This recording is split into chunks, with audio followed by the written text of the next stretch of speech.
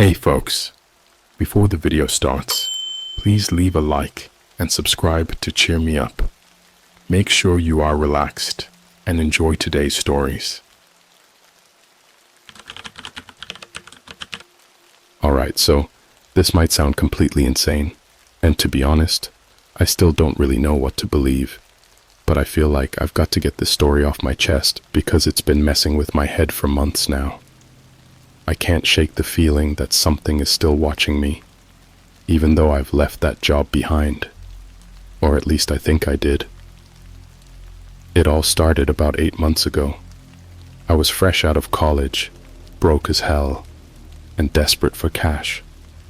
I'd been scouring job boards, selling old junk on Craigslist, doing whatever I could to make ends meet. Nothing was working out. That's when I stumbled across a listing in one of those weird, deep forums that you only end up in after diving way too deep into the web. The job post was vague, like super vague. Something about data management and security protocols for high-value assets. It offered stupidly good money, like enough to pay off my student loans in a year kind of money, and they weren't asking for any crazy qualifications, just discretion and willingness to work unconventional hours. I didn't think too much about it at the time. I mean, it didn't seem like a typical corporate gig, but I figured it was one of those weird tech startup things, maybe crypto or whatever.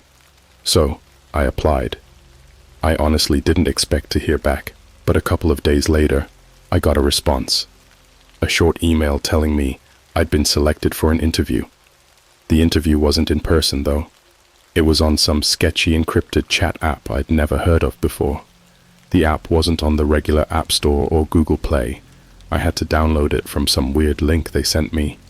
Red flag number 1, right? But I ignored it. Money talks louder than common sense when you're that broke. So, I hop onto the chat for the interview, and instead of some corporate HR drone, the person interviewing me is just a blank avatar. No name, no voice, just text. They asked a lot of questions, mostly about how comfortable I was with sensitive information and moral flexibility. They never went into specifics, but they kept mentioning the asset and how important it was to keep things contained. Honestly, the whole thing was sketchy, but I played along. I mean, the money they were offering was enough to make me feel like I could push past the weird vibes. After all, a job's a job, right? At the end of the interview, they asked me if I was comfortable working with live specimens. Now that caught me off guard. Live specimens? Like animals? I assumed they were doing some sort of research, maybe something medical.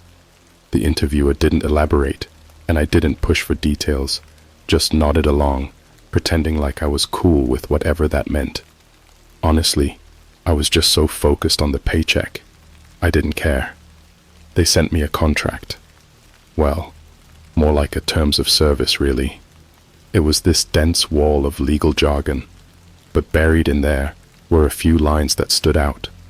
Stuff about not disclosing operational details, non-engagement with specimens unless otherwise instructed, and termination resulting in forfeiture of earned wages. I should have backed out then. Hell, any normal person would have noped right out of there. But when you're drowning in debt, it's amazing what you're willing to overlook. Once I signed the contract, they gave me access to a private server where I could download all the software I'd need for my work. When I logged in, it was unsettling, to say the least. The interface was bare, just a list of live feeds labeled by numbers, like camera feeds, but there weren't any locations or descriptions attached to them. Just Asset 01, Asset 02, and so on. I clicked on one of the feeds out of curiosity, and that's when I saw them for the first time, the specimens. They weren't animals, they were people. I know what you're probably thinking. Why the hell didn't you back out right there?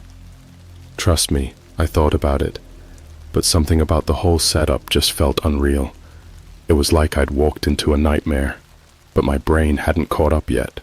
And honestly, I thought maybe it was some kind of dark web prank, you know? One of those freaky performance art things where they make you think you're seeing something real, but it's all staged. I don't know. I was trying to rationalize it in any way I could. I mean, the people in the feeds didn't look like they were being tortured or anything. They were just there, in these small, cold, sterile rooms. Each room had a single cot, a toilet, and a camera mounted in the corner. The people weren't chained up or screaming. They were just sitting there, mostly quiet, staring at the walls like they were waiting for something. I kept watching for a while, clicking through the feeds. Some of the specimens would pace around, others would sit motionless for hours. One woman in Asset 07 just kept tapping the side of her head over and over again like she was stuck in a loop. Every once in a while someone would come into the rooms, men in hazmat suits, and give the specimens food or clean the place. But they never talked to them, and the specimens never talked back. It was unnerving, to say the least. After a while, I closed the feeds. I told myself I'd just take the job, do what they asked, and try not to think too much about what I was actually watching. Maybe it was an experiment, I thought, some kind of psychological study. Whatever it wasn't my business, right? That's what I kept telling myself, until I started noticing some weird things about the people in the cages. It wasn't just that they were quiet, it was the way they would sometimes look right into the camera, like they knew someone was watching. And not in a casual glance kind of way either. No, it felt like they were staring directly at me, like they could see me through the feed. And the more I watched, the more I felt like they were waiting for something that involved me. I kept telling myself it was just my imagination. You stare at a screen for long enough, and you start seeing things that aren't there, right? That's what I thought, at least. But over the next few weeks, things got weirder, way weirder. At first, I just followed their instructions. They would send me updates through that encrypted app, usually just a text message with something like, "Monitor Asset 03 for the next 8 hours," or "Log unusual behaviors in Asset 12. They never asked me to do much more than watch and record. Simple enough. But the more time I spent watching these feeds, the more I noticed patterns. Little things, like how the people in the cages, specimens, they kept calling them, would only move at certain times of the day. They would eat when food was brought, sure, but other than that, they just stayed still. And I mean still. Hours would go by, and they wouldn't shift, blink, or twitch. Almost like they weren't even alive. Except for their eyes. The eyes were the worst part. Every single one of them had this same blank, hollow look in their eyes. It was as if they weren't quite there, like their bodies were just going through the motions, but something deeper was missing. But the second they glanced at the camera, at me, it felt like they could see straight into my head, like they knew I was watching and were daring me to do something about it. At first, I chalked it up to paranoia. I mean, who wouldn't feel weird sitting alone in a dark room for hours, watching a bunch of strangers in cages? But then something happened that I couldn't just explain away. It was around 2 a.m., and I was monitoring Asset 05. This guy had been the most normal looking out of all the specimens. Middle-aged, balding, kind of out of shape. He could have been some guy you'd pass on the street and never think twice about. He'd barely moved all night, just sitting on the edge of his cot, staring at the floor. Suddenly, his head snapped up, and his eyes locked onto the camera. I don't mean he just glanced at it. I mean he snapped his head like a puppet whose strings had been yanked. His pupils were wide, almost dilated, like he was in a trance. I froze. My hand hovered over the keyboard, unsure if I should log this as unusual behavior, or just close the window and pretend I didn't see it. Then he did something that made my stomach drop. He smiled, not a friendly, "Hey, how's it going?" smile. It was this slow, twisted grin that stretched across his face, but his eyes didn't change. They stayed dead, cold. He was still staring right at me, and I swear, I felt something shift in the air. It was like the temperature in my room dropped a few degrees. I leaned closer to the screen, trying to figure out what the hell he was doing. That's when his lips moved. At first, I thought he was just mumbling to himself, but then I realized his mouth was forming actual words. I couldn't hear him. There was no sound on the feeds, but he was definitely speaking. I started to type out the behavior log, marking it as unusual, when I noticed something even weirder. The words he was mouthing were my name. I slammed my laptop shut, heart pounding in my chest. There was no way. There was no way he knew my name. The specimens didn't even know they were being watched, right? That was the whole point. Containment, surveillance, no direct interaction. And yet, there he was, grinning like a maniac and mouthing my damn name like he'd been waiting for me all along. I didn't open the laptop again that night. I couldn't. I ended up sitting there in the dark for hours, just listening to the silence in my apartment.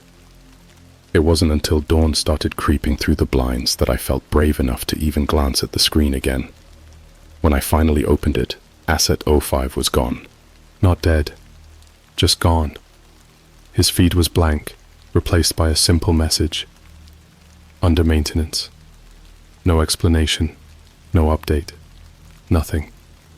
I stared at the screen for a long time, waiting for the next set of instructions, but nothing came. For the next 2 days, there were no new assignments, just silence. I was about to write the whole thing off as some kind of tech glitch, or maybe a sick joke, when a new message finally came through. This time, it wasn't a typical instruction. There was no mention of a specimen or a feed to monitor. It was just a single line of text. Don't turn off the camera. I stared at it, confused. My laptop camera.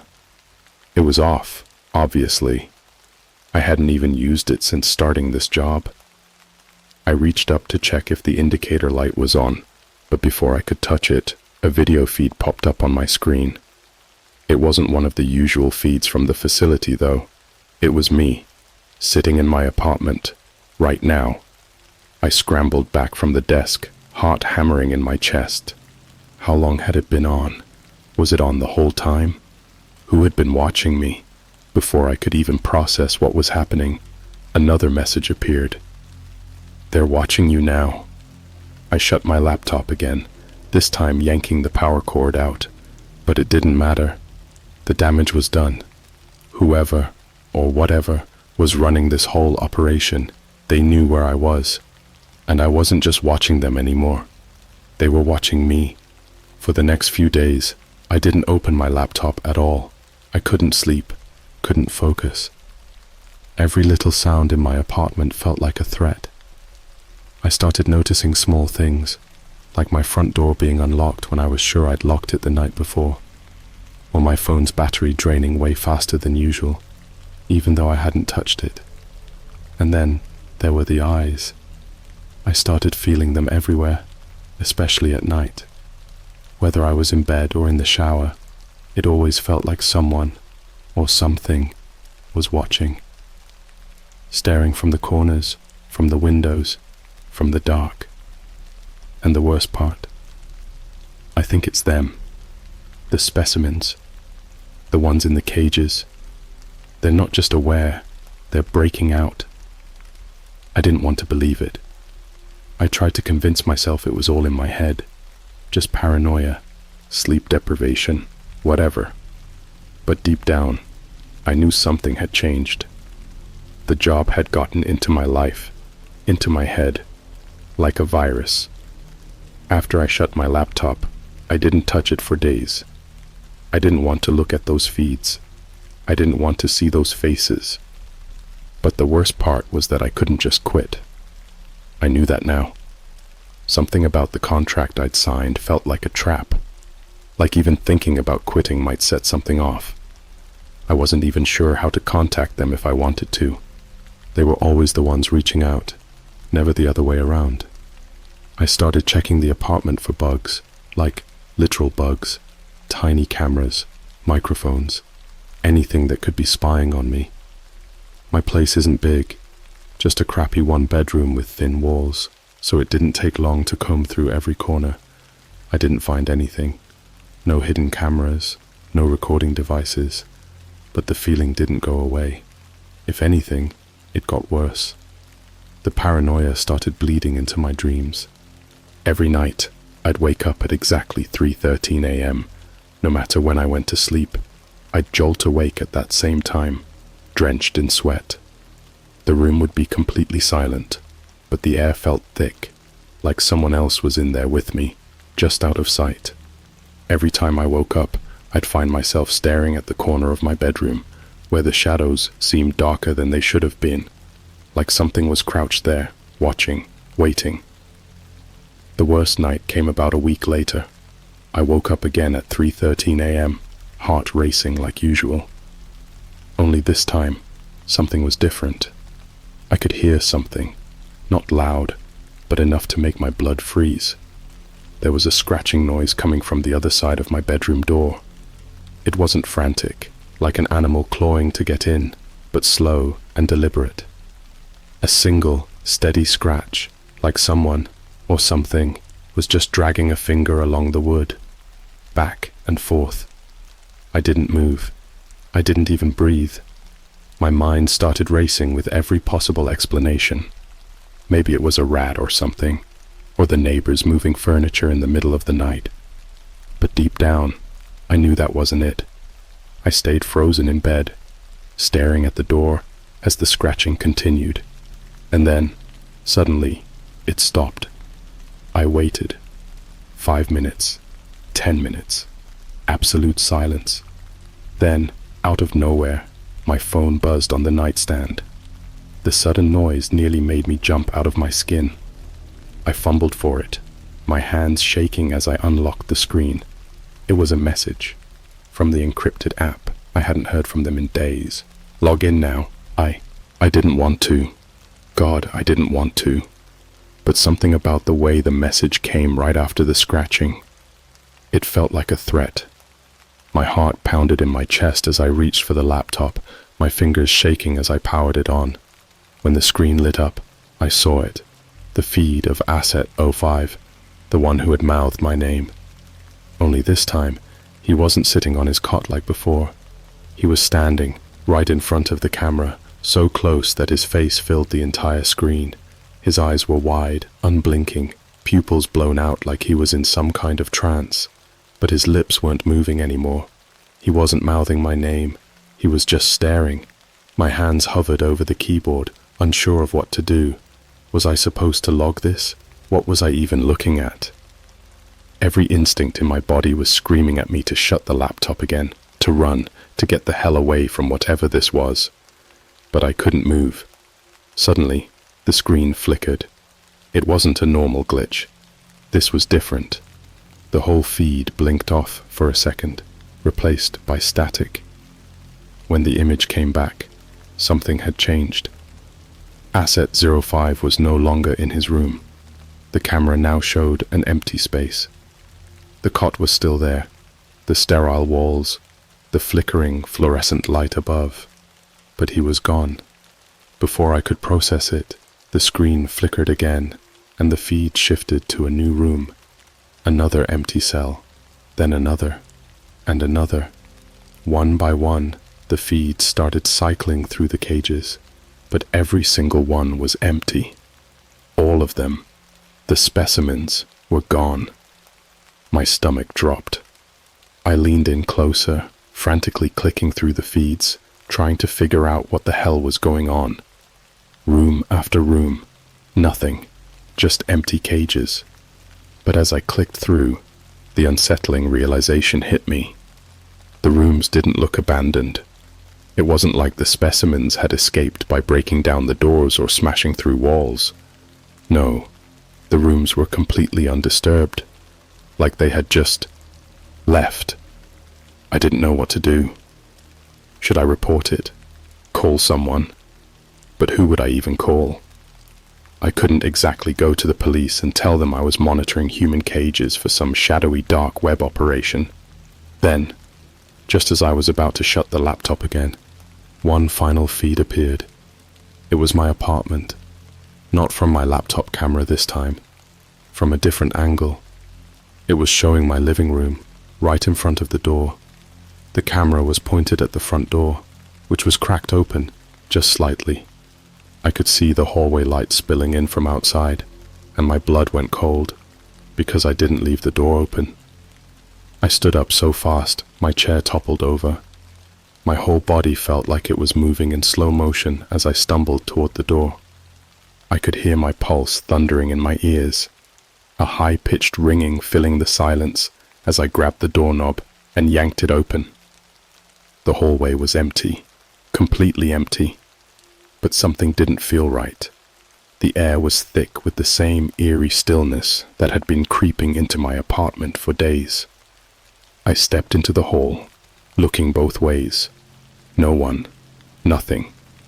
I could still hear that damn ringing in my ears, though. I turned to go back inside, but then I froze. There was a note on the floor, right by my feet. I hadn't noticed it before, and I sure as hell didn't put it there. I bent down, my hands trembling as I picked it up. It was a single sheet of paper, and written in crude, jagged handwriting were 3 words that sent a wave of ice through my veins. "We found you." I stood there, gripping the note, trying to make sense of what was happening. My mind was racing, screaming at me to leave, to run, to get the hell away from whatever had just unfolded in my apartment. But where would I go? I was trapped. Not physically, but something far worse. I could feel the walls closing in, even out in the hallway. The words on the note, "We found you," kept circling in my brain, echoing like a taunt. I felt sick. My heart was pounding so hard it hurt. Someone, or something, had been in my apartment, watching me, leaving messages. And it wasn't just the people I'd been monitoring, it was them, the ones who'd been in the cages. I hurried back into my apartment and slammed the door behind me. I threw the locks, every one of them, but it didn't make me feel any safer. If they had gotten in before, locks weren't going to stop them. My phone buzzed again. I didn't want to look, but I couldn't help it. The message was from that same encrypted app, just a single line. "You should have followed the rules." I stared at the screen, numb. What rules? They never gave me any clear instructions other than watching the feeds, logging behavior. What had I done wrong? Why were they targeting me now? I checked the camera feeds again, desperately hoping that somehow this had all been a mistake. Maybe they'd put the specimens back in their cells, or maybe the whole thing was just some kind of messed up simulation, and I was being tested. But the feeds were still empty. All of them. The cold, sterile rooms with their cots and cameras were abandoned. I clicked through every single one, faster and faster, my hands shaking. Nothing. No sign of them. Then, the screen flickered again. This time, the image that popped up wasn't a feed. It was a still photo, grainy and dark, but unmistakable. It was my apartment, the exact view from the feed that had shown my front door just minutes earlier. But there was something different in the photo. Someone, something, was standing just inside the door. I could only make out the silhouette, but it was tall, too tall to be human. Its limbs were impossibly long, stretched in ways that didn't make sense, and its head was twisted at an unnatural angle. I couldn't see its face, but I could feel its eyes on me, even through the screen. The figure was standing where I had been just moments ago, right when I found the note. I staggered back, my hands flying to my mouth to stop the scream building in my throat. It had been there, in my apartment, right behind me. The screen flickered again, and the photo disappeared. Back to the empty feeds. I was losing it. There was no other explanation. My mind was cracking, and the stress, the fear, it was all getting to me. Maybe none of this was real. Maybe I had imagined the note, the messages, the shadowy figure, but the cold sweat on my skin, the pounding in my chest, those were real enough.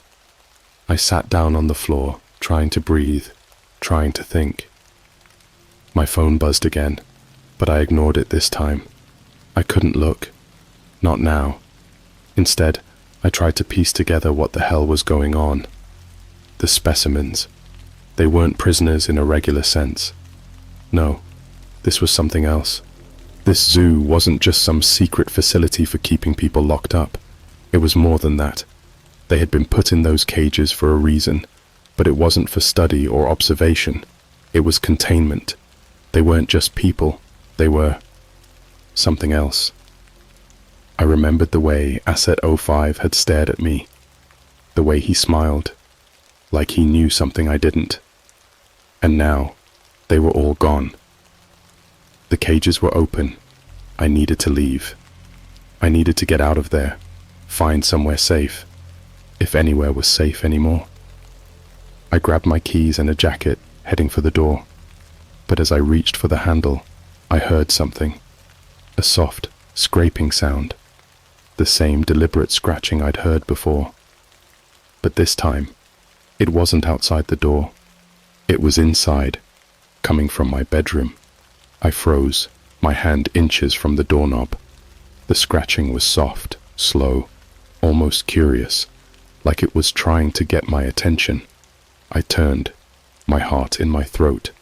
The shadows in the hallway seemed to pulse, stretching out like they were reaching for me. I didn't want to move, didn't want to see what was making that sound. But I couldn't just stand there, either. I took a step toward the bedroom, then another.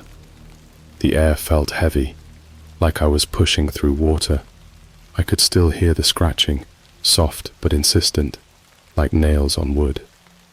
As I approached the doorway, I reached out for the light switch, my fingers brushing the cold plastic. My whole body tensed, every nerve screaming for me to turn around and leave, but I flipped the switch anyway. The light flickered on, casting a harsh yellow glow across the room. Nothing. The bedroom was empty. The bed was unmade, the curtains still drawn, everything exactly where it should be. But the scratching had stopped. I let out a shaky breath, feeling a flicker of relief. Maybe it had been a rat or some other small animal. Maybe I was just so wound up that I'd imagined it. But then I heard it again, this time directly behind me. I spun around, my back hitting the wall. Standing in the hallway was a figure, tall, thin, its limbs too long for its body, its head tilted to the side in that unnatural, twisted way. It was the same figure from the photo, the same one that had been standing behind me before. I couldn't move. I couldn't breathe. Its face was hidden in shadow, but I could feel its eyes on me, watching, waiting. It took a slow, deliberate step forward, its limbs bending in impossible angles. The air around it seemed to hum, vibrating with something I couldn't comprehend. My legs gave out, and I slid to the floor, unable to tear my gaze away from the thing looming over me. It didn't speak. It didn't need to. I could feel its message, clear as day. The zoo didn't have cages anymore. They didn't need them, because now the creatures were free. I pressed my back harder against the wall, hoping it would swallow me whole. The figure didn't move, just stood there, its presence suffocating. The silence stretched between us like a taut wire, ready to snap. I was stuck in that moment, paralyzed by fear and disbelief, questioning everything I thought I knew. It stepped closer, and I finally saw its face, if you could even call it that. A pale, smooth surface with no features except for those deep, hollow eyes, dark and endless, like two voids staring right into my soul. I could feel something rising in my throat, a panic that threatened to burst free, but the sheer weight of its gaze held me in place. Then, it tilted its head, a slow, deliberate motion. I felt a strange pull, an overwhelming sense of familiarity that I couldn't understand. A whisper of recognition swept through me, like I'd seen this thing before, somewhere deep in my mind, buried under layers of memory and fear. I blinked hard, trying to break the spell it had over me, and that's when I noticed it wasn't alone. Behind it, the hallway was starting to fill with shadowy figures, more of them, emerging from the darkness, their forms twisted and wrong. They were all just standing there, waiting, watching, their expressions blank, yet somehow filled with intent. My instincts kicked in, and suddenly I was scrambling back towards the bedroom. I had to escape, to get away from whatever was happening. I couldn't let them get closer. I shot a glance over my shoulder, and that was when I saw it. The empty cages were now filled with darkness. I could feel the weight of their gazes, like a physical pressure on my back. The door to my bedroom was ajar, but I didn't want to look inside again. I didn't want to see what might be lurking in there, waiting for me, but I had no choice. I flung the door open and dove inside, shutting it behind me and locking it tight. My heart raced as I scanned the room. It was just a regular bedroom, nothing out of the ordinary, but that wasn't enough to comfort me. The shadows in the corners felt alive, writhing, and I could still hear the faint echoes of the scratching from before. I stumbled toward the window, hoping to find some escape. I yanked the curtain open, but it was still dark outside, the streetlights flickering in the distance. I couldn't see anything, but I felt it. Them, pressing against the walls of my mind, like they were reaching out from the darkness, trying to claw their way into my reality. The phone buzzed again, and I jumped. I picked it up, fingers trembling, and opened the app, half expecting another message. But this time, there was a video feed. I hit play, and the screen filled with chaos. The feed was from the facility. Cameras were all over the place, showing empty rooms, but the atmosphere felt electric, charged with something I couldn't quite grasp. It was like watching a storm brewing. Then it cut to another camera angle, and my blood ran cold. It was the holding area where I had first seen the specimens. The cages were empty, the lights flickering above, and there was a distinct sound in the air, low, almost melodic, like a haunting song echoing through the halls. The figures from my apartment were moving through the space now, not hiding in the shadows, but dancing through the cages, their movements fluid and unnatural. The video kept rolling, and the figures twisted and turned, weaving around one another. But it wasn't just a mindless display. It felt deliberate, synchronized. They were no longer prisoners. They were free. And as they moved, I began to see their faces. Each one was twisted into a grotesque imitation of a smile, a reflection of that same eerie grin Asset-05 had given me.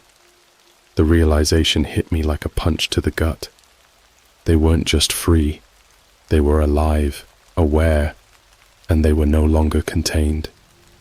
They were making their way to the exit, a mass of shifting shadows and broken smiles, all heading for the door. Then, the feed shifted again, this time showing a group of them gathered in front of a massive, barred exit door, the type that could lead out to the world beyond the facility.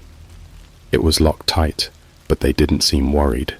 Instead, they pressed close together, their bodies pulsing with a strange energy, and I could almost hear their silent communication, a chorus of unspoken words filling the air. Suddenly, the door shuddered violently, and I watched, horrified, as the hinges began to give way. The figures were pushing against it, their combined strength overwhelming the locks. I knew what was coming, but I couldn't look away. With one final push, the door burst open and they spilled out into the world. I watched the chaos unfold on my screen, feeling the chill of dread creep into my bones.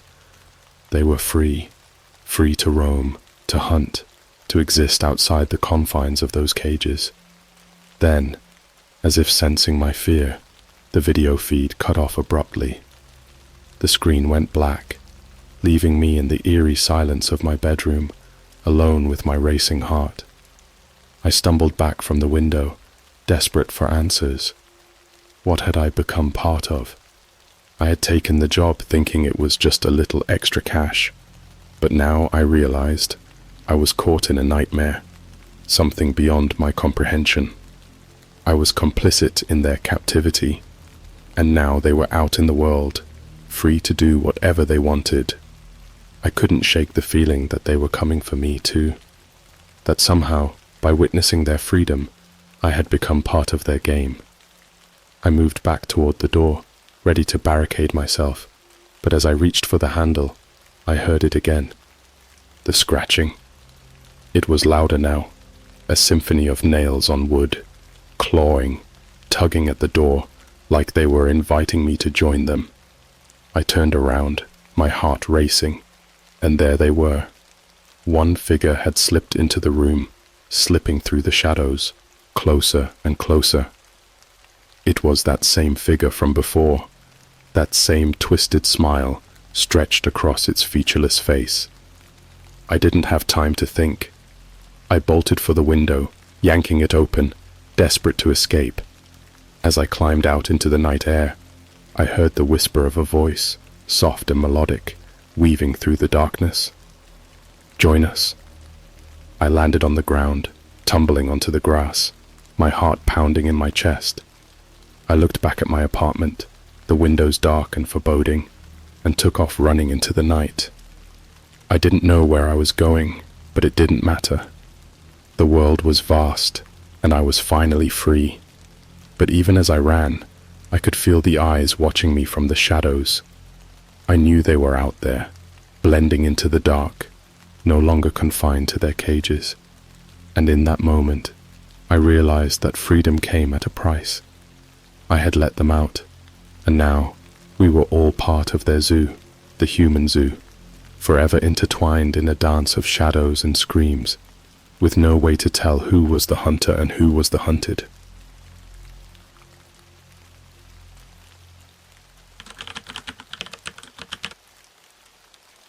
Okay, so let me just start off by saying that I'm not exactly proud of this story.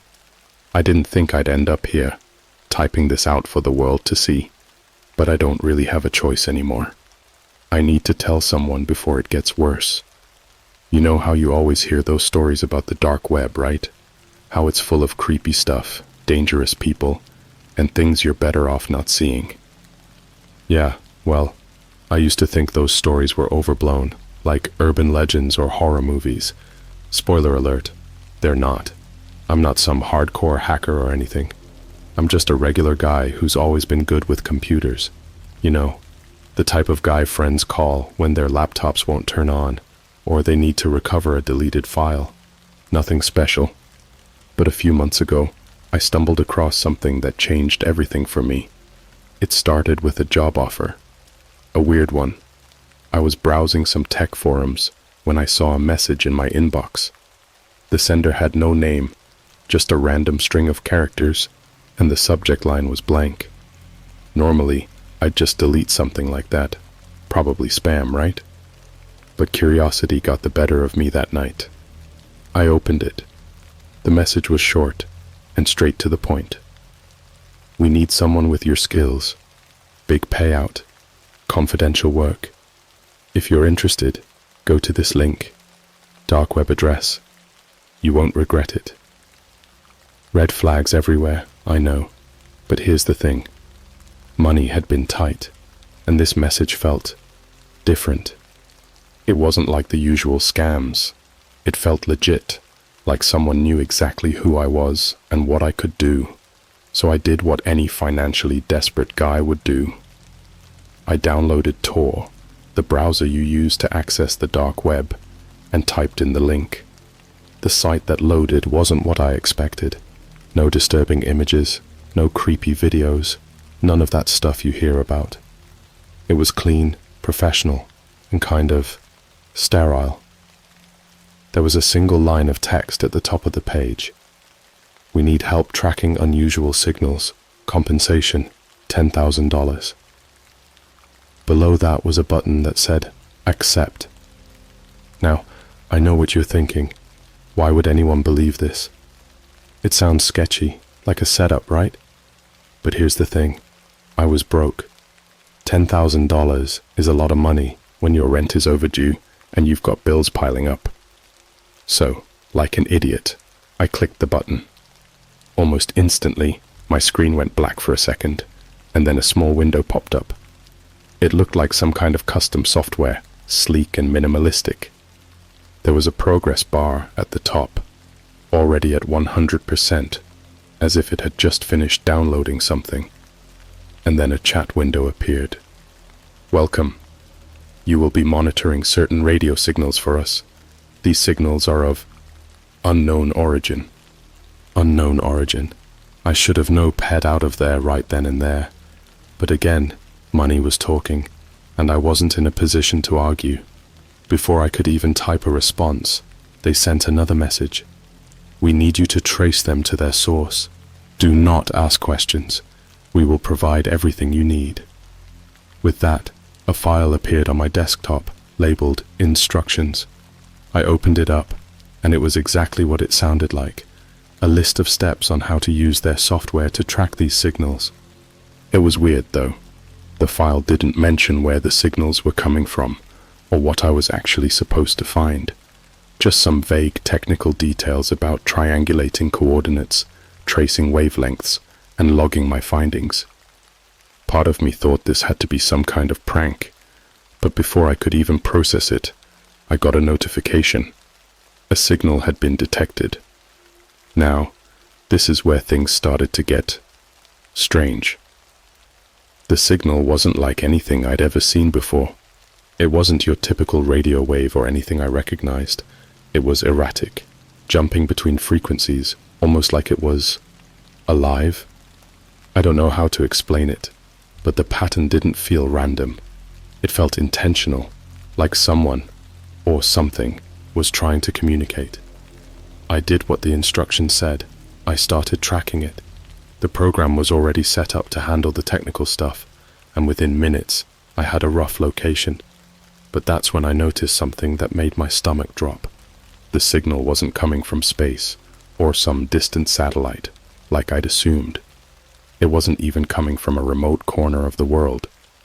The source was right here, on Earth. In fact, it was coming from somewhere deep underground. At first, I thought it had to be a mistake. Maybe the software was buggy, or I'd messed up the process somehow. But then it happened again, and again.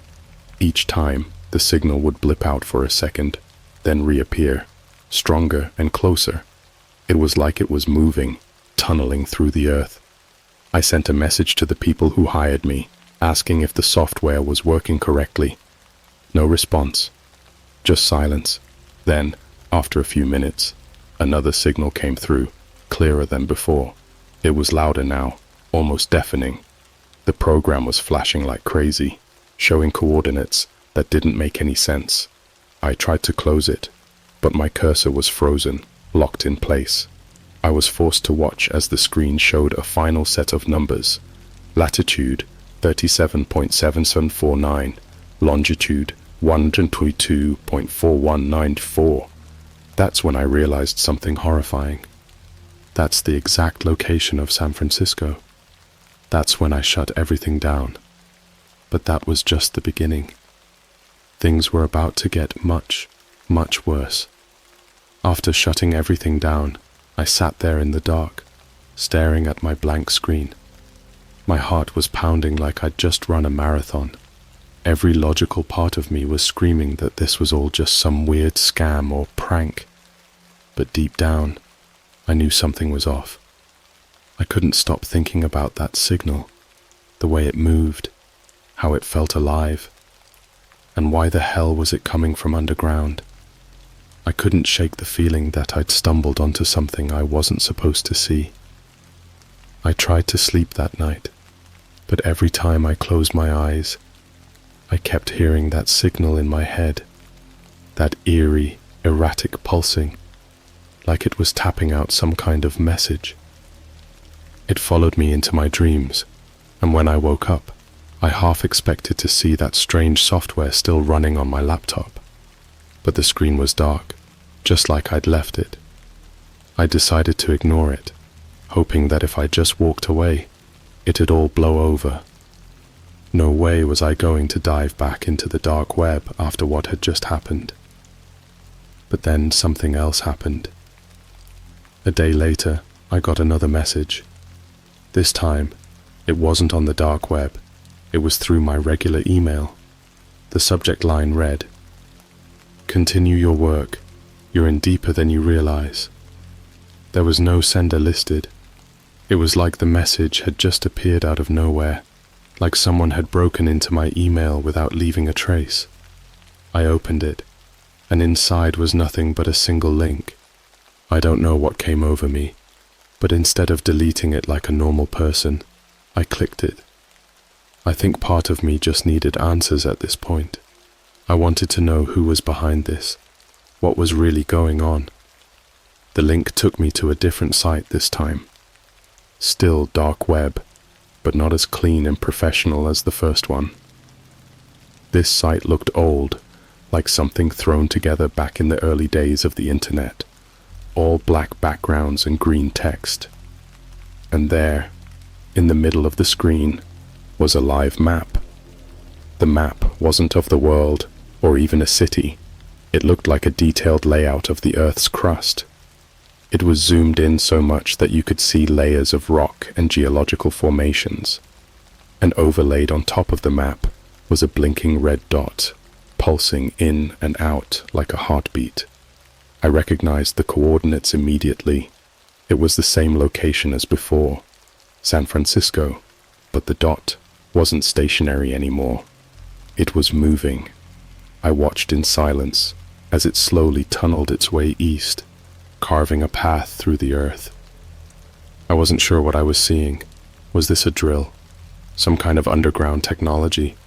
But the movement didn't seem mechanical. It was too smooth, too organic. That's when I realized something even more unsettling.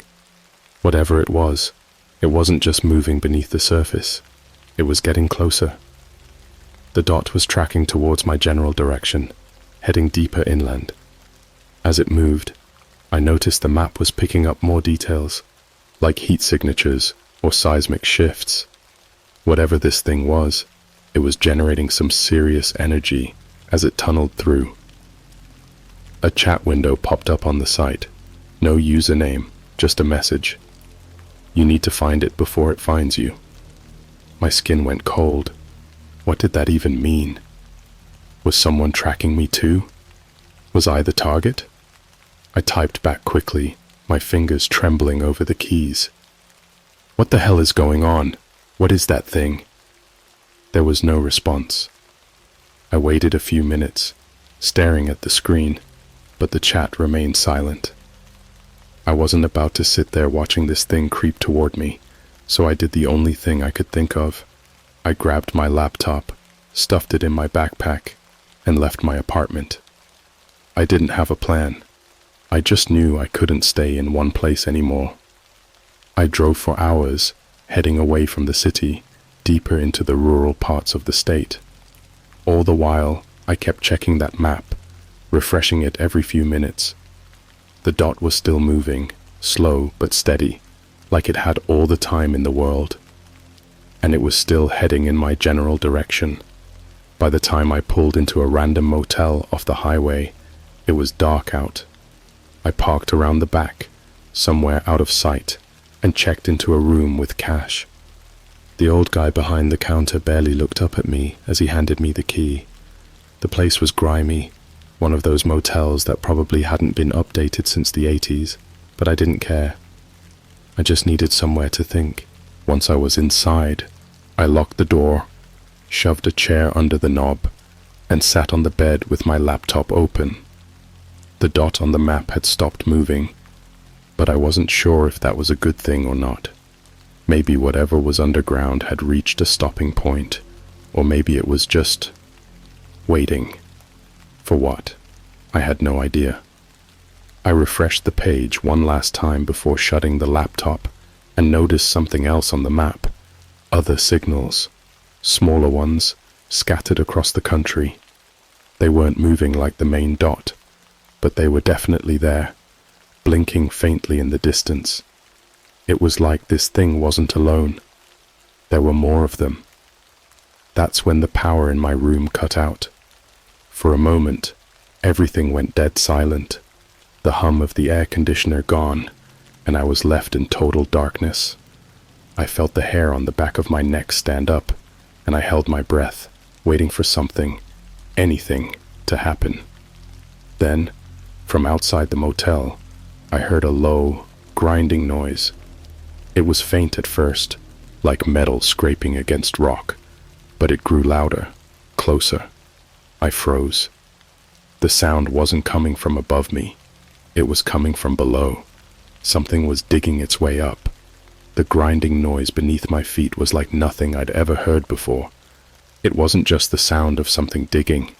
It felt like the ground itself was vibrating, humming with this deep, resonant energy.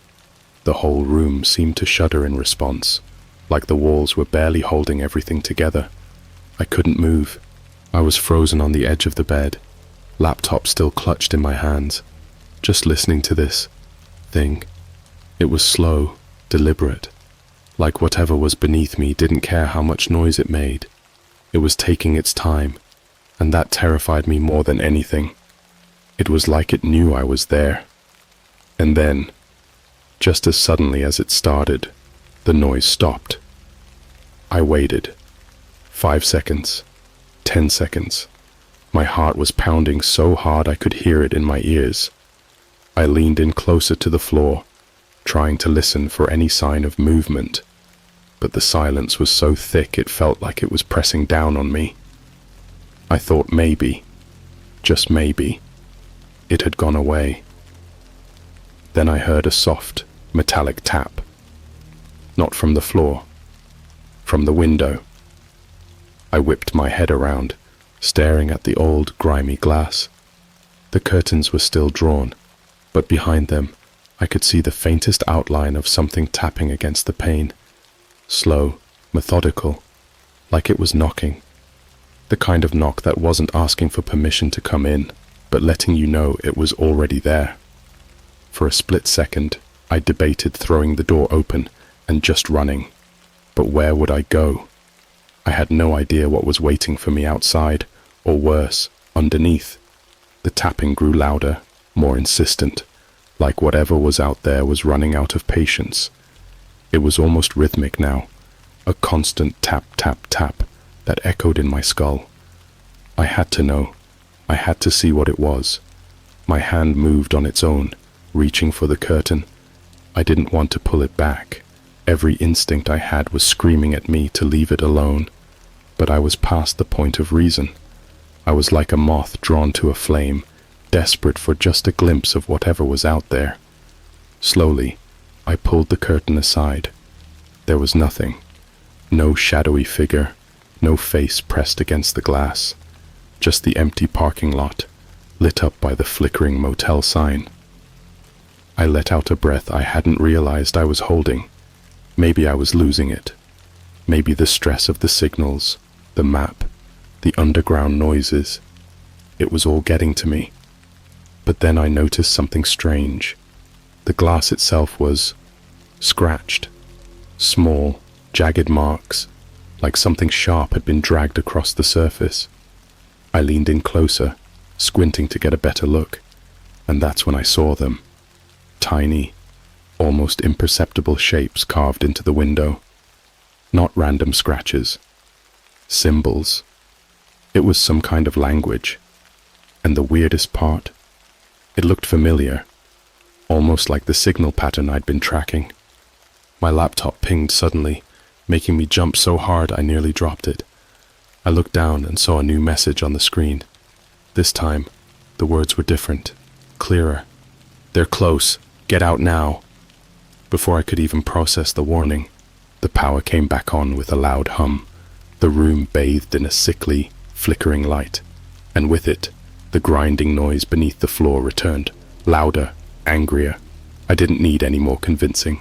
I shoved the laptop into my bag, grabbed my car keys, and bolted for the door.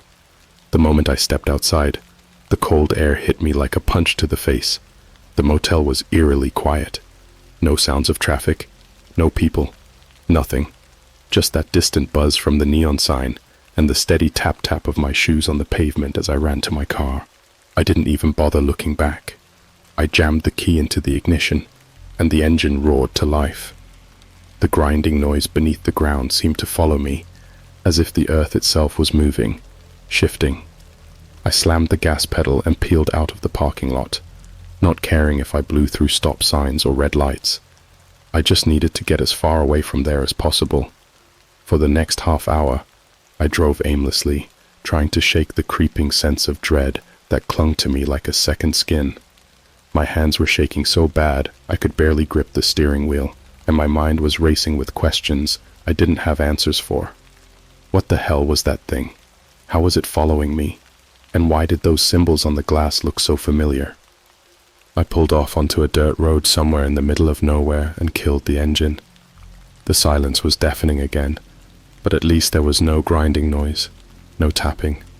I took a deep breath, trying to calm myself down, but I knew I couldn't stay there long. Whatever was after me, it wasn't going to stop.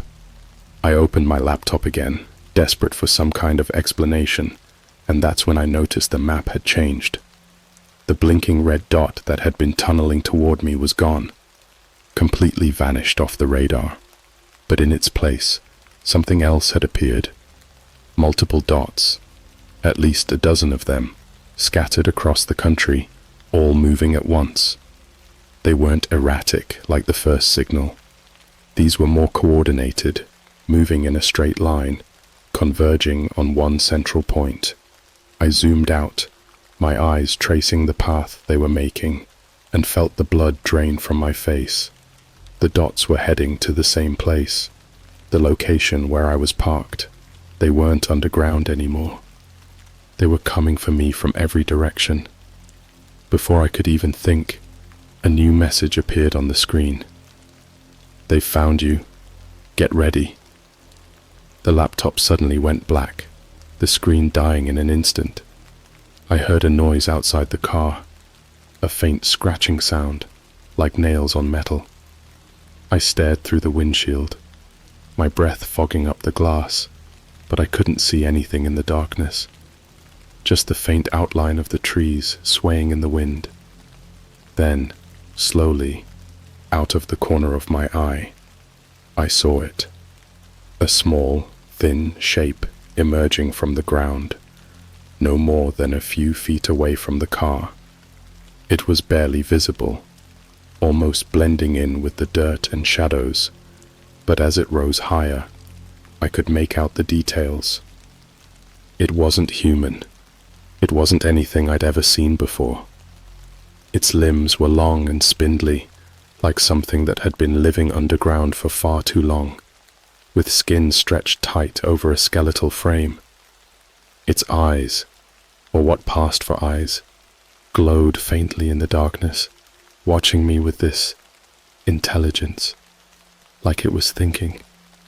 The scratching sound came again, this time from the passenger side window. I turned my head slowly, knowing what I'd see, but praying I was wrong. Another one was there, staring back at me.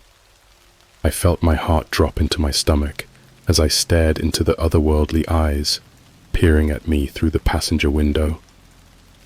They were too big, too round, glimmering like dark marbles, and the way they reflected the faint moonlight sent a chill straight through my bones. The scratching noise continued, almost rhythmic now, and I could see the thin fingers of the creature dancing across the glass, leaving smudged trails. I should have screamed, should have done something, anything. but all I could do was sit there, paralyzed by fear. The thing outside wasn't trying to break in, it was just watching. I could hear its breath, shallow and raspy, as it leaned closer, pressing its face against the glass. The outline of its skull was so sharp, it looked like it might crack if it moved too quickly. I glanced at the rearview mirror, desperate for a way out, but the dirt road stretched on into darkness, and I was completely surrounded. The one at the passenger window shifted, and as it did, I caught sight of something on its arm. More symbols, just like the ones I'd seen on the motel window. They were etched into its skin, glowing faintly as if illuminated from within. A language I didn't understand, but felt somehow drawn to. My fingers instinctively reached for the glove compartment. I didn't know what I was hoping to find. Maybe a weapon, maybe just something to break the silence. But all I found was a dusty old flashlight. I grabbed it and flicked it on, the beam cutting through the darkness and illuminating the twisted features of the creature. For a moment, I thought I'd imagined the whole thing, that maybe I was still in the motel, lost in a nightmare. But then the light hit it square in the face, and it flinched back, its glowing eyes narrowing, as if the light was painful. I took the opportunity to hit the gas. The car jerked forward, gravel flying as I slammed my foot on the pedal. I barely registered the creature's startled movement before I was barreling down the road, swerving and dodging whatever was out there. The trees blurred past me, their shadows stretching like fingers trying to grasp at my car. I glanced in the rearview mirror, half expecting to see the creature chasing after me, but the road behind was empty. Just darkness. But then I heard the grinding noise again, echoing from deep below, louder than before, as if the earth itself was rumbling with anger. It was closer now, following me, whatever it was. I didn't have a plan, just adrenaline coursing through my veins and a desperate need to get away. The road twisted and turned, and I forced myself to focus on the path ahead. I had to find civilization again. I had to get to a place where I could breathe, where I could think. As I drove, I glanced at the laptop again, hoping for some sign of the signal map, but the screen remained black. I banged on it in frustration, but there was no response. I felt like I was losing control of everything. Suddenly, the car jolted. A thud reverberated through the chassis, and I slammed on the brakes, nearly losing control. I didn't want to look, but I had to. I peered out the window, my breath hitching in my throat. Something had hit the car. No, something had attached itself to the roof. I could barely make out the silhouette of another creature clinging there, its long limbs draped over the edges, its head twisted in an unnatural angle, watching me with those horrifying, reflective eyes. I couldn't take it anymore.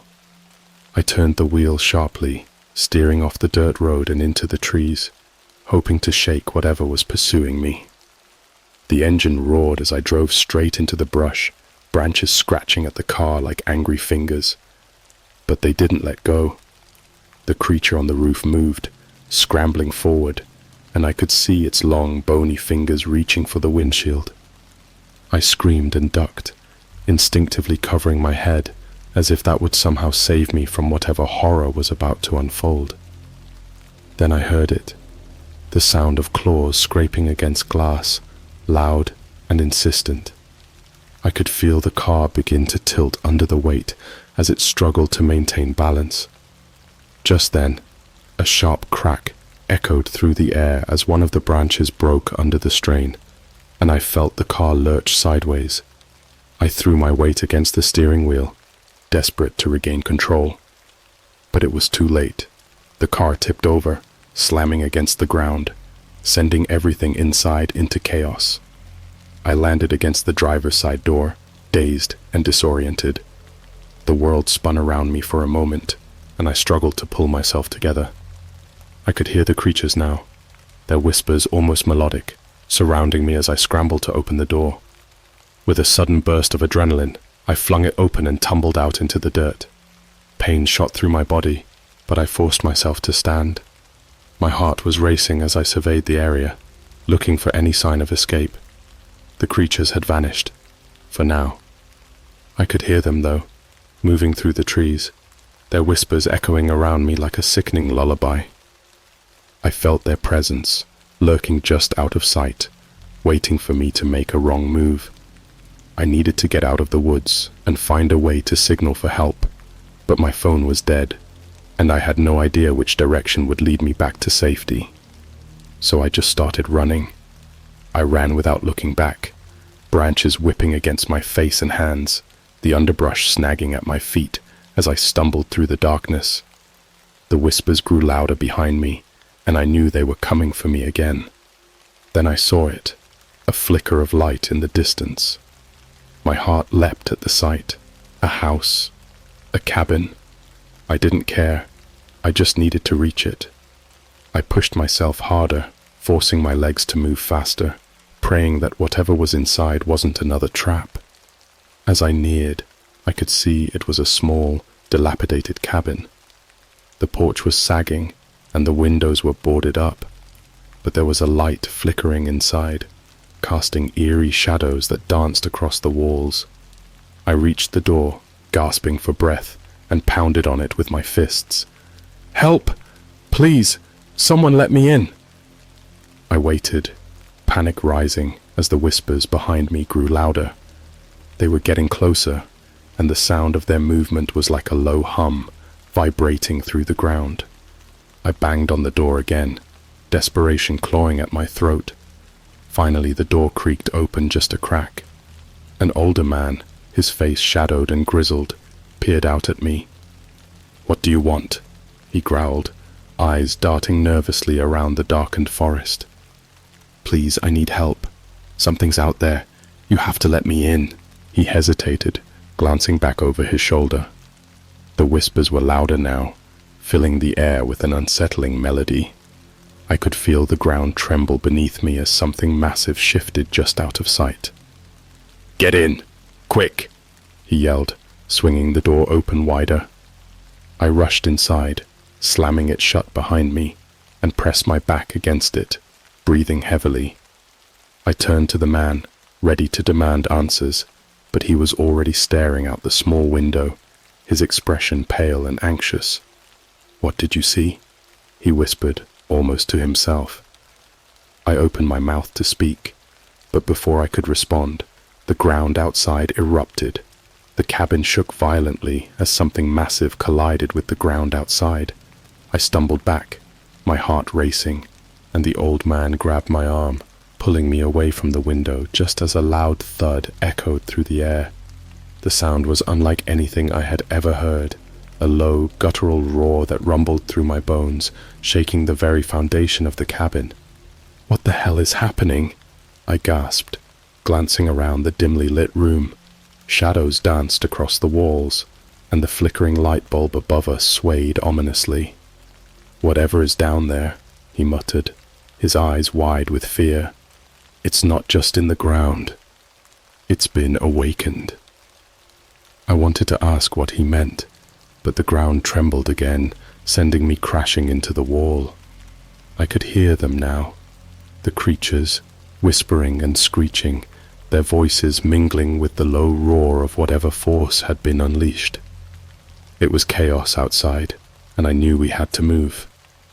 "Where's the exit?" I yelled over the noise, feeling the panic bubble in my chest. The man pointed to a narrow door at the back of the cabin, leading to a small cellar. "We need to get underground. It's safer there." Without thinking, I nodded and dashed toward the door, pushing it open and descending the rickety stairs. The musty air hit me like a wall, thick and heavy. I could barely see, but I heard the man follow closely behind. "Close it!" he shouted, and I yanked the door shut, plunging us into darkness. The sound of the outside world faded, replaced by an unsettling silence that felt more terrifying than the noise above. We stood in the cellar, the faint light from a cracked bulb above barely illuminating the space. It was cluttered with old furniture, boxes, and dust.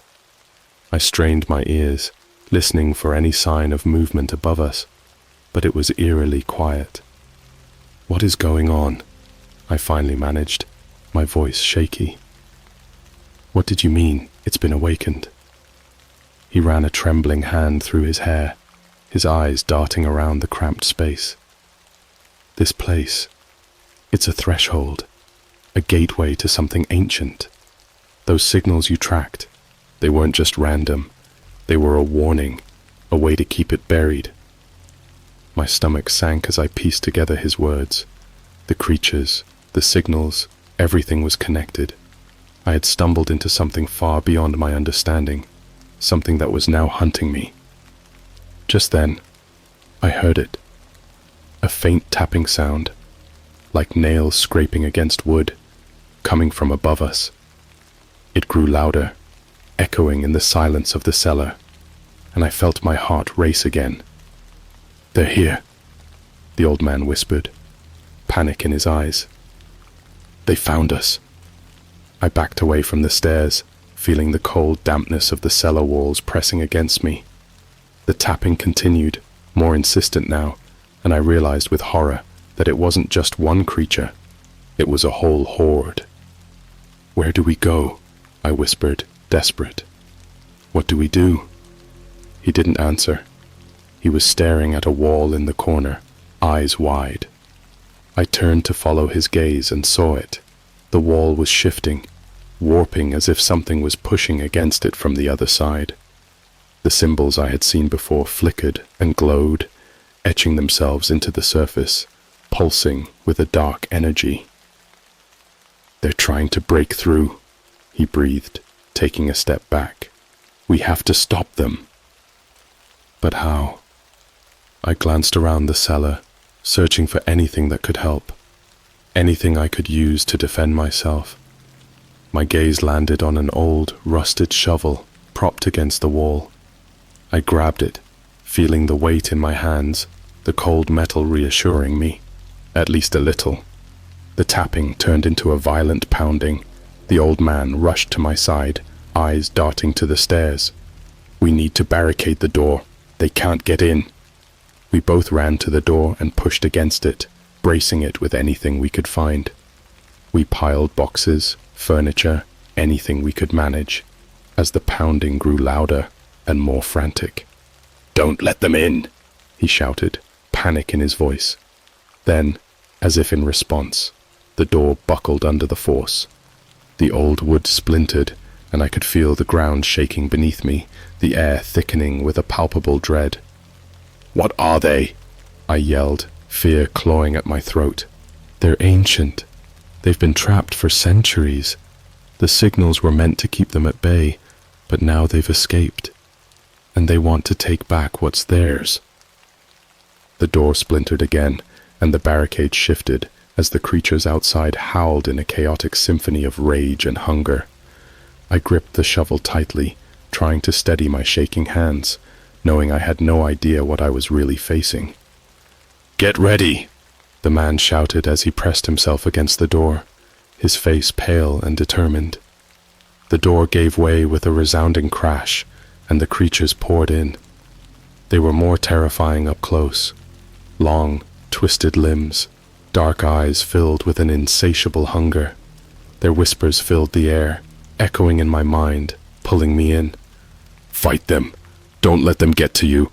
he yelled, but the words barely registered as they lunged forward. In a burst of instinct, I swung the shovel at the first creature that came at me, catching it across the face. It screeched, a sound that pierced through the chaos, and stumbled back, but others were already closing in. The old man struggled beside me, grabbing one of the creatures and wrestling it back toward the door, but it was like trying to hold back a tide. I swung the shovel again and again, my body moving on autopilot, but I could feel their whispers wrapping around me, trying to pull me into their darkness. Then, as if summoned by my fear, the ground shook violently again, and I caught a glimpse of something massive emerging from the shadows behind the creatures. It was unlike the others, towering over them, its skin glistening and stretched tight over an enormous frame. Its eyes burned with a cold, otherworldly light, and I realized with a sickening dread that this was what they had been trying to summon. "No! We can't let it out!" I screamed, but my voice felt small against the chaos. The old man was battling fiercely, but I could see the fear creeping into his eyes.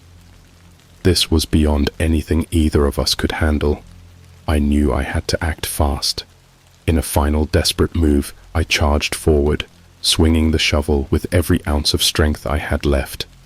I aimed for the massive creature's head, hoping to distract it long enough for us to escape. The shovel connected, and it howled, a sound so primal and furious that it echoed through the entire cabin. "Now, run!" I shouted, and we pushed through the swarm of smaller creatures, shoving them aside and racing toward the cellar door. We burst through the door into the night, the cold air hitting me like a wave. I could hear the creatures screaming behind us, their rage vibrating in the ground beneath our feet. I sprinted toward the trees, dragging the old man with me. We didn't stop running, not until the lights of the town appeared in the distance, glowing like beacons of safety. I could still hear the whispers, still feel their presence lingering behind me, but we had escaped, for now.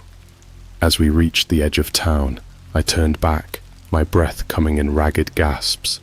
The woods behind us loomed dark and foreboding, and I couldn't shake the feeling that they were watching, waiting for the next opportunity to emerge.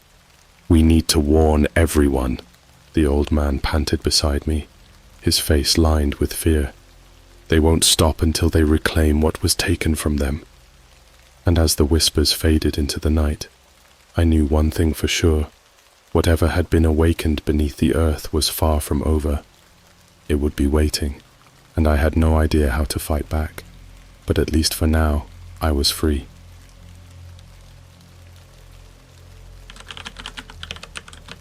Hey everyone. So, I'm not sure if I'm even supposed to be talking about this, but after what I've seen, I need to get it out. I don't even care if it sounds crazy because something is seriously wrong. It started about a month ago, and I haven't been able to stop thinking about it since. I'm not some tech genius or hacker. I'm just your average guy. Like, I browse Reddit, watch YouTube, and play some games when I can. But I've always had this unhealthy curiosity about the dark web. You know, you hear about it in stories or people mention it in podcasts like it's some urban legend, but it's very real. It's not all hitmen for hire and drug deals though. A lot of it is just sketchy markets and weird conspiracy stuff. At least, that's what I thought. It was late, maybe around 1 a.m., and I was bored out of my mind. I had recently gotten a VPN, you know, just to be safe, and figured I'd finally see what all the fuss was about. I knew my way around a computer well enough, and after a bit of fumbling, I found myself on a dark web search engine. It looked like something straight out of the early 2000s. Clunky, basic, but it worked. I started clicking around, mostly out of curiosity, and ended up on this forum. It didn't have a name, which was weird. Just a string of random characters for the URL, like someone had smashed their keyboard. The homepage looked off. No logos, no images, just black text on a grey background. The posts had strange titles, stuff like The Quiet Reclamation and When You See the Sun Blink. But one thread caught my eye immediately. It was pinned to the top with bold red text. The reset is near. Prepare. I should have clicked away right then.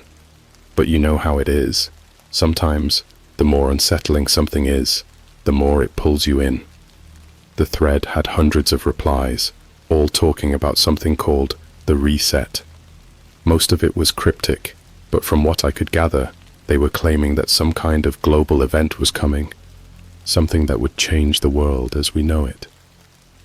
The replies weren't your typical doomsday conspiracy stuff, though. These people weren't talking about nuclear war or an asteroid hitting Earth. It was something else. Something they believed had been planned for centuries. One comment stood out to me. It was from a user named Watcher935. Their post was simple but chilling. You won't see it coming until it's already over. Most won't even know it happened, but you'll feel it, like the air gets heavier, like a low hum vibrating through your bones. Then, everything resets. I stared at the screen for a few minutes, trying to shake off this growing sense of unease. I scrolled down to see if I could make more sense of it. People were talking in codes, almost like they were purposely trying to make it hard to follow. But one user had posted a link. It was just called "See for Yourself." Against my better judgment, I clicked it. The link took me to a page with what looked like a live stream. Except, there was nothing on the screen but darkness. At first, I thought it was broken, or that maybe my connection wasn't strong enough to load it. But then, faintly, I started hearing something. It was almost too quiet to make out, like a whisper played through a blown-out speaker. I leaned in closer, turning up my volume. The whispering got louder, clearer, and I could finally make out a single phrase, repeating over and over. "It begins soon." I'm not proud of it, but I shut my laptop so fast I almost knocked over my drink. My heart was racing, but I told myself it was just some elaborate troll. You know, those dark web creepypastas people love to make up. But something about it felt different, more real. I didn't go back to that forum for a couple of days, but the thought of the reset lingered in the back of my mind. What the hell did they mean? And why did it feel like more than just a conspiracy theory? One night, as I was scrolling through my regular news apps, something weird caught my attention. It was a small, almost buried article about strange occurrences around the world. People hearing a low humming noise, like some sort of deep vibration coming from nowhere. The article said it had been reported in random cities: Tokyo, New York, London, Sao Paulo, and the scientists couldn't explain it. My stomach dropped. I tried to brush it off as coincidence.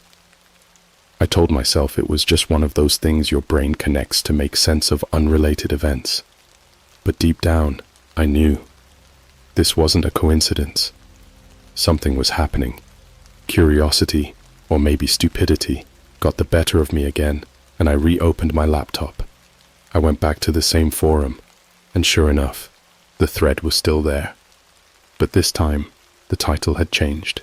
It now read, "It begins. Hold on." That's when I realized I wasn't just reading about some fringe theory.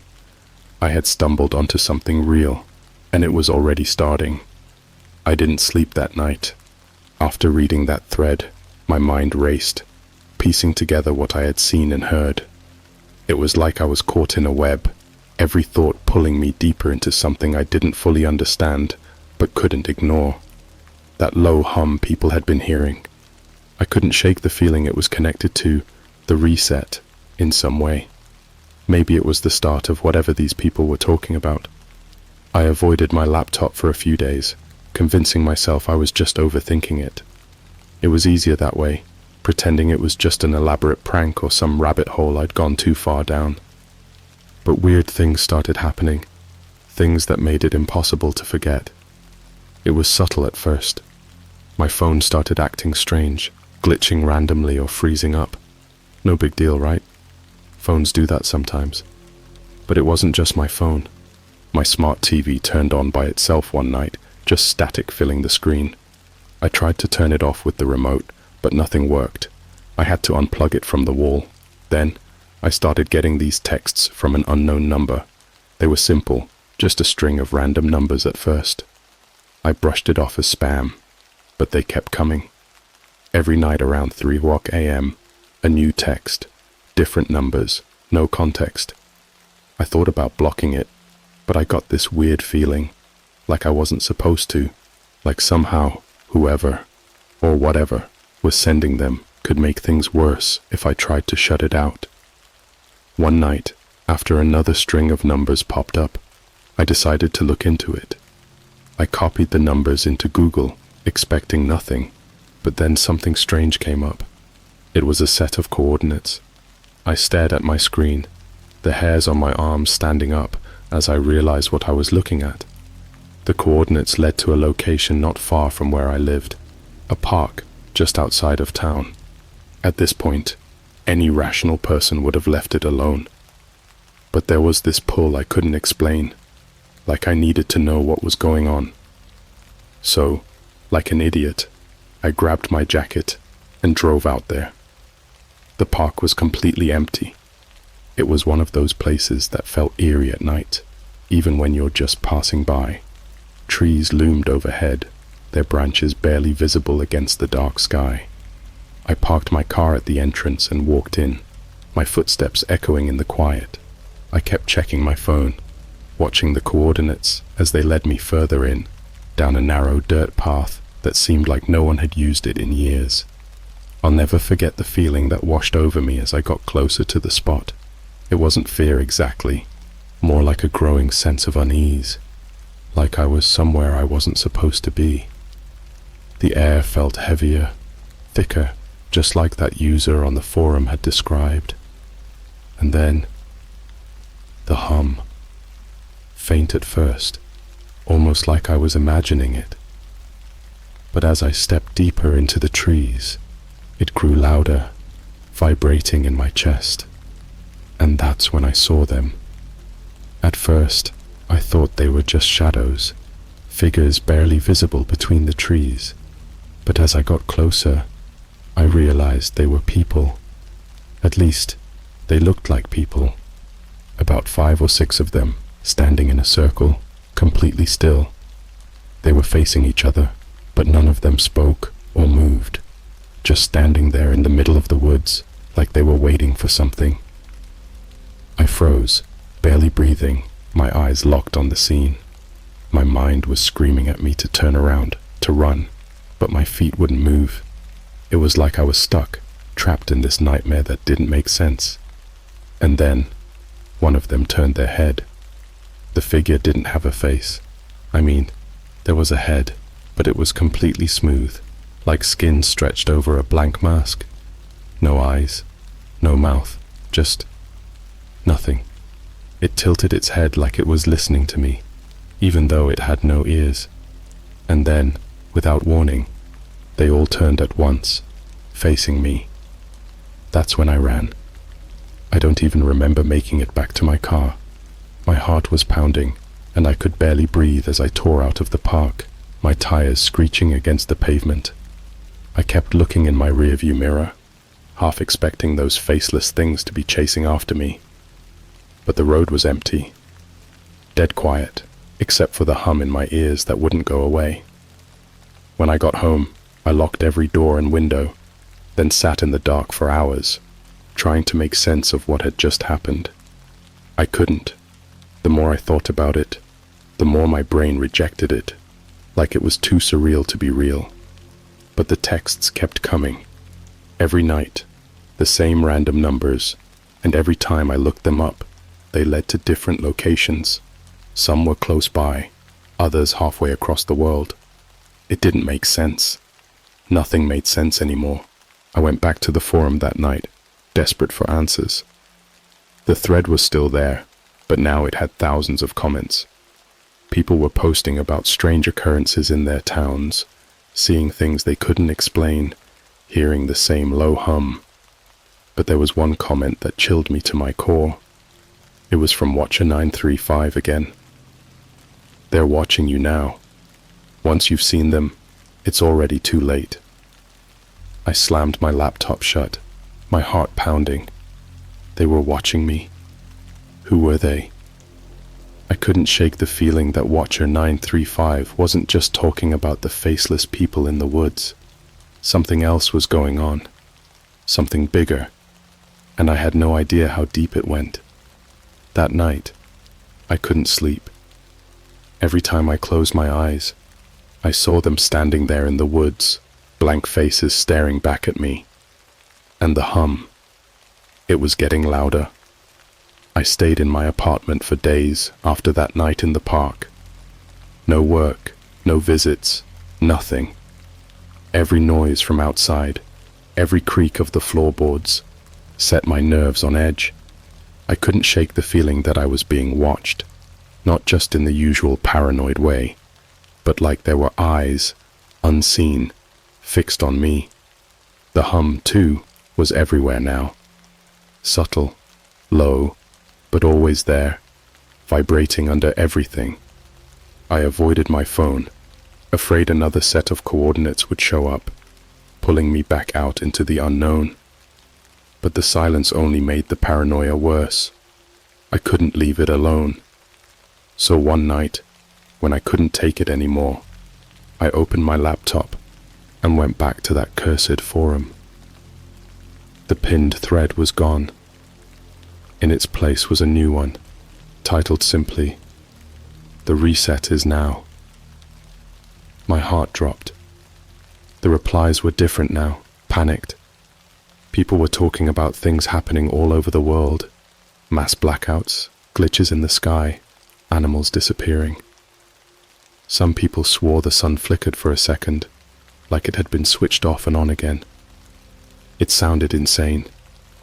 But there was one post that stood out, buried under hundreds of panicked messages. It was from Watcher 935, and it just said, "Look closer." I had no idea what that meant, but the more I scrolled, the more something became clear. Every now and then, amidst the chaos, someone would mention seeing them, the faceless figures, just like the ones I'd seen in the woods.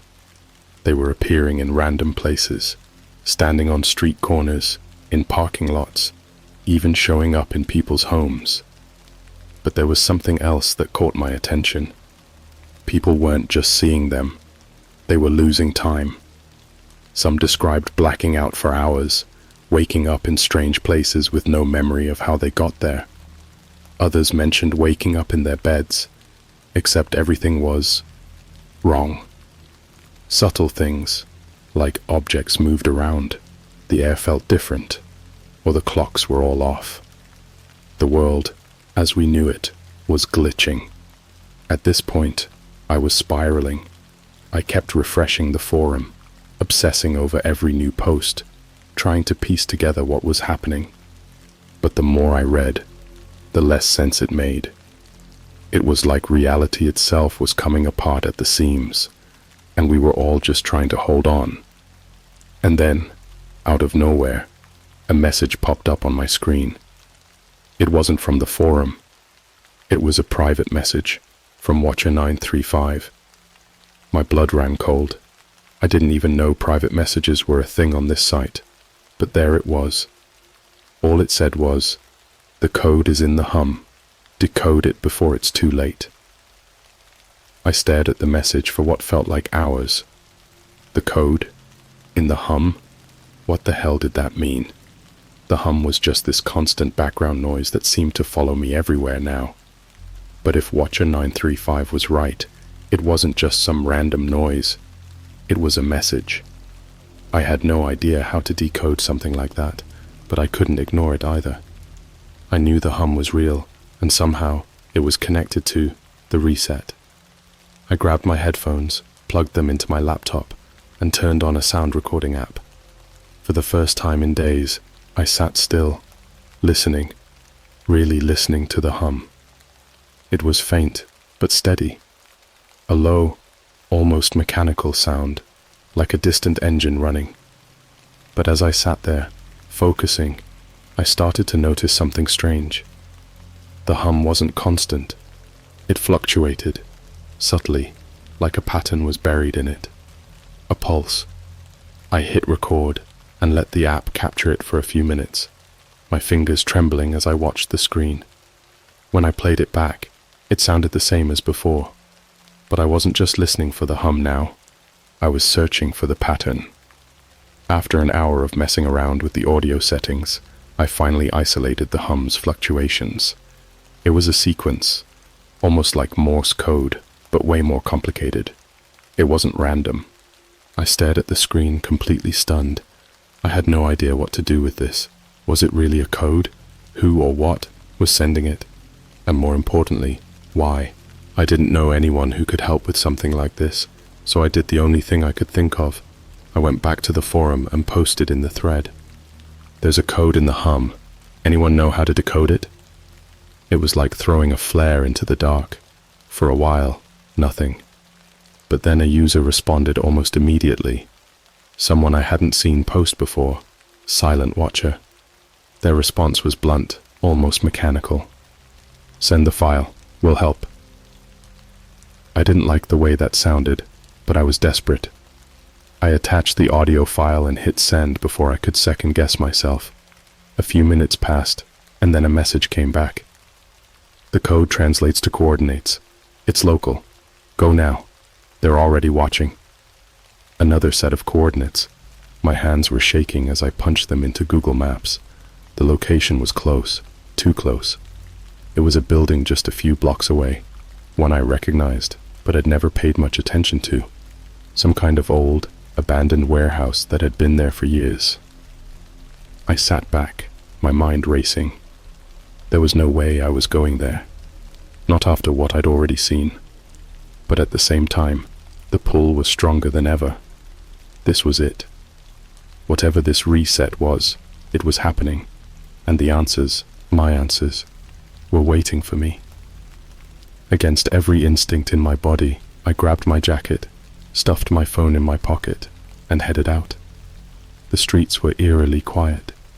No cars, no people, just the faint glow of streetlights casting long shadows as I made my way toward the warehouse. The hum was louder now, vibrating in the pit of my stomach with every step I took. I could feel it in my bones, like it was coming from inside me. When I got to the warehouse, the front door was unlocked. I hesitated for a moment before pushing it open, the old metal groaning loudly in the silence. The inside was dark, cold, and empty. But the hum, it was deafening in here, almost like the building itself was vibrating. I stepped inside, my heart pounding in my ears, and that's when I saw them. They were standing at the far end of the warehouse, a group of them, just like the ones in the park, motionless, faceless, their heads tilted slightly as if they were listening. But this time, there was something different. One of them stepped forward, raising its arm slowly, and in its hand, it held a small, black device. Before I could react, the device emitted a sharp, high-pitched tone that pierced through the hum. My vision blurred, my body locked in place. I couldn't move, couldn't scream. Everything went black. I don't know how long I was out. When I finally came to, I was lying on the cold concrete floor of the warehouse, the faint hum still buzzing in my ears, but at a distance now. My limbs felt heavy, like I had been submerged in water, and it took a moment for my eyes to adjust to the dim light filtering in through the grime-covered windows. I pushed myself up, panic flooding my chest. The faceless figures were gone. The device they held was nowhere in sight, and for a moment, I almost convinced myself it had all been a nightmare. But the hum returned, louder now, thrumming through the air like a warning siren. I scrambled to my feet, heart racing, scanning the space for any sign of those things. Nothing. I stumbled toward the door, the cold seeping into my bones. As I reached for the handle, a low voice echoed from the shadows behind me. "You shouldn't have come here." I froze, the familiar chill creeping back down my spine. It was a human voice, distorted, like it was coming from a cheap speaker, but still unmistakably human. I turned slowly, dread pooling in my stomach. Out of the darkness stepped a figure. He was wearing a tattered jacket, with wild hair and bloodshot eyes that flickered with a strange intensity. "You're too deep in it now," he continued, his voice trembling. "They're always watching." I blinked, trying to process what was happening. "Who? What do you mean?" I stammered, struggling to sound coherent. "The Watchers," he said, glancing nervously toward the shadows. "They've been waiting for you. They know you're here." I wanted to laugh at how ridiculous it all sounded, but the desperation in his eyes stopped me. "You don't understand," he whispered, stepping closer. "You've heard the hum, seen them. You're marked now." Marked? What does that even mean? I felt anger rising, but underneath, fear gnawed at me. I needed answers, but all I was getting were more questions. The man took a deep breath, his eyes darting around the room. "There's a prophecy. At least, that's what the forums call it. The reset isn't just a random event. It's a cycle. Every so often, they reset everything, erasing the ones who don't listen, the ones who don't believe." I shook my head, trying to process it. "So this reset happens all the time? And what, I'm just supposed to sit back and let it happen?" He stepped back, fear flickering across his face. "You can't fight it, but there's a way to hide, to survive the reset. You need to go back to the place you found it." "What? The forum?" He nodded, eyes wide. "Yes, the key to escaping is there. You must decode the hum before it's too late. The Watchers will come for you soon. You must leave." Before I could respond, he turned and bolted down a side corridor, leaving me standing there in shock. I wanted to follow him, but I was rooted to the spot, my mind racing. What had I stumbled into? The hum grew louder, vibrating through the warehouse again, filling the air with a dense energy that was almost palpable. I couldn't ignore it. I had to go back to the forum, to the only place that had ever made sense in this madness. I sprinted toward the exit, pushing through the door and into the cool night air. As I raced back to my apartment, the world around me felt strange, warped. Streetlights flickered ominously, casting distorted shadows that danced along the pavement. I kept glancing over my shoulder, half expecting to see the faceless figures trailing behind me, but there was nothing. Just that ever-present hum thrumming in the back of my mind. When I finally got home, I slammed the door shut, locking it tight behind me. My heart raced as I powered up my laptop. I had to get back to the forum and warn anyone who would listen. I opened the browser and immediately noticed something was different. The layout was glitchy, text scrolling across the screen at random. The thread that had once held hundreds of comments now had thousands, but the words were jumbled, mixed up like a coded message. It was chaos. I scrolled through the mess, trying to find something, anything that could help. I remembered the numbers that had been sent to me, the coordinates leading me back to the warehouse. They were still fresh in my mind. I needed to decode them, to find out what they meant before it was too late. Then, I saw it. A single message that cut through the noise, a clear voice among the chaos. "Find the sequence. The key is in the number of them." My blood ran cold. I stared at the screen, a sick realization settling in. The numbers, the coordinates were more than just locations. They were clues to the number of Watchers. I quickly typed the coordinates into the search bar, pulling up the map. There were 5 sets of coordinates, 5 locations. I counted them out, each one revealing a different place in the city. Suddenly, a new post popped up, grabbing my attention. It was from Watcher 935 again. "They're here. Prepare for the Watchers." Panic surged through me. I had to act fast. I started writing down the coordinates and correlating them with the numbers I had seen. As I pieced it together, the realization hit me hard. If the hum was the code and the number of Watchers correlated with the locations, I had a chance to figure out the timing of this cycle. But just as I was about to breathe a sigh of relief, my laptop screen flickered. I squinted at the screen, my heart racing as the image of the warehouse flashed before me, overlaid with static. And then I heard it, the hum, louder than before, vibrating through the walls of my apartment. I spun around, eyes wide with fear. In the dim light, I could see them, silhouettes forming in the shadows, faceless figures standing at the edge of my living room, heads tilted, waiting. I backed away slowly, my mind racing. They had followed me.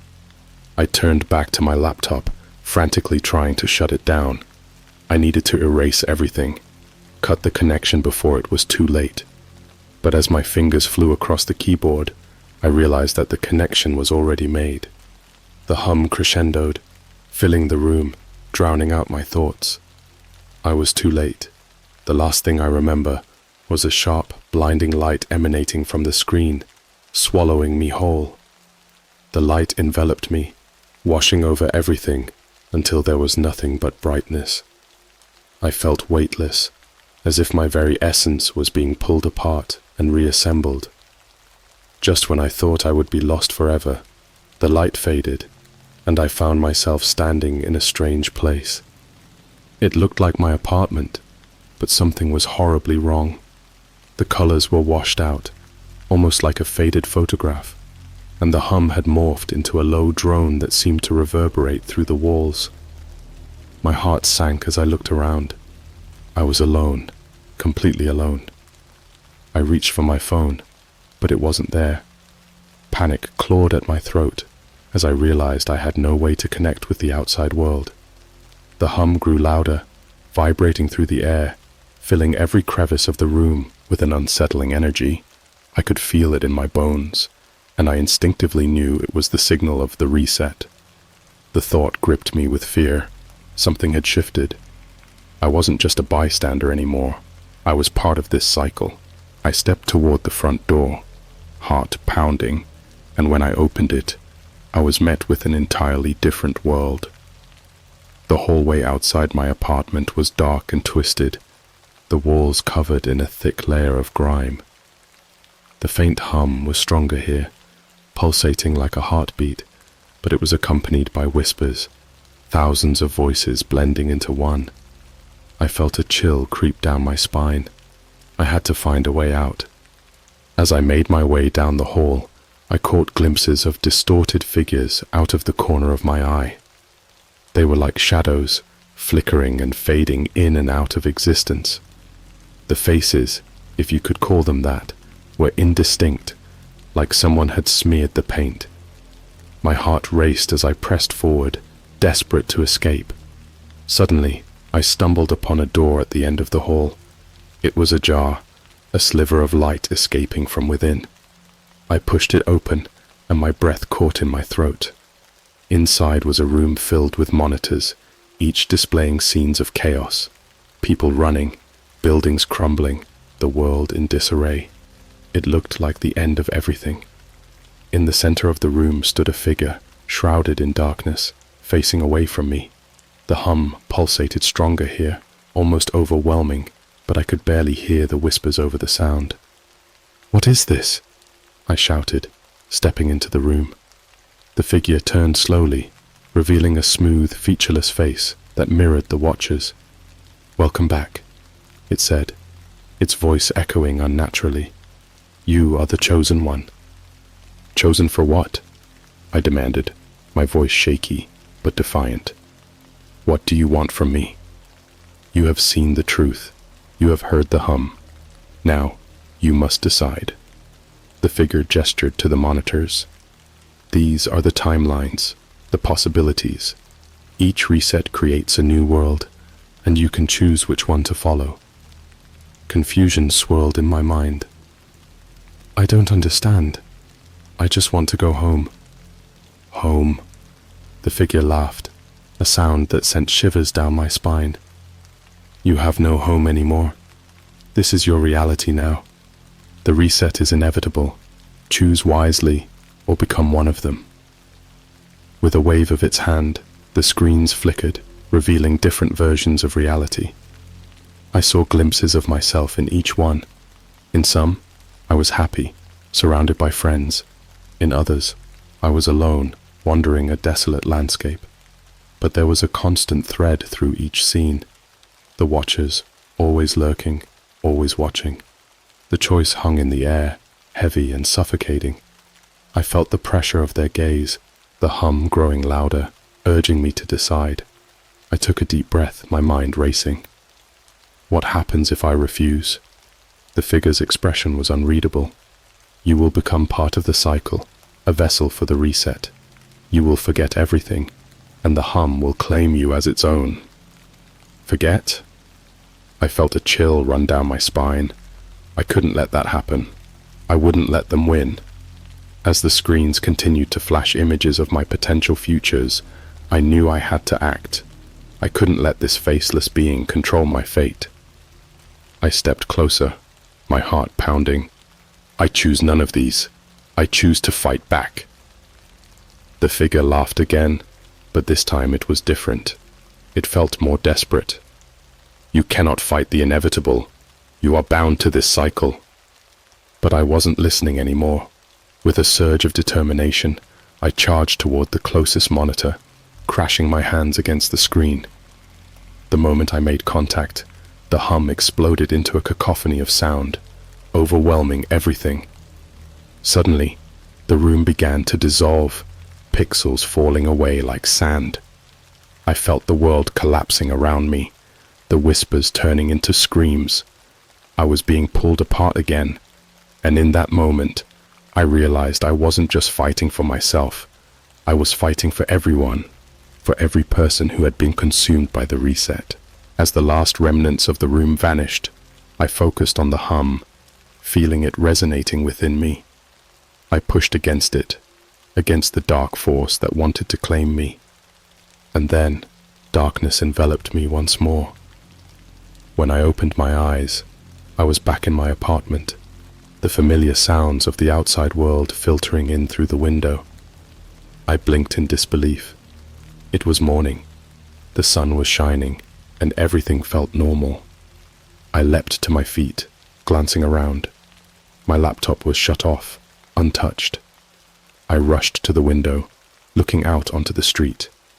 People were walking, cars were moving, and there were no signs of the faceless figures. Had it all been a dream? I rubbed my eyes, fighting the urge to believe it. I grabbed my phone and opened the forum, but my heart sank. The thread was gone. The forum itself had been wiped clean, like it had never existed. But I could still hear the hum. It was faint but persistent, a reminder that it was still out there, lurking. I had survived. I had escaped the reset, at least for now, but I knew deep down that it wasn't over. The hum would always be there, and the watchers would never stop watching. I stepped away from the window, a chill settling in my chest.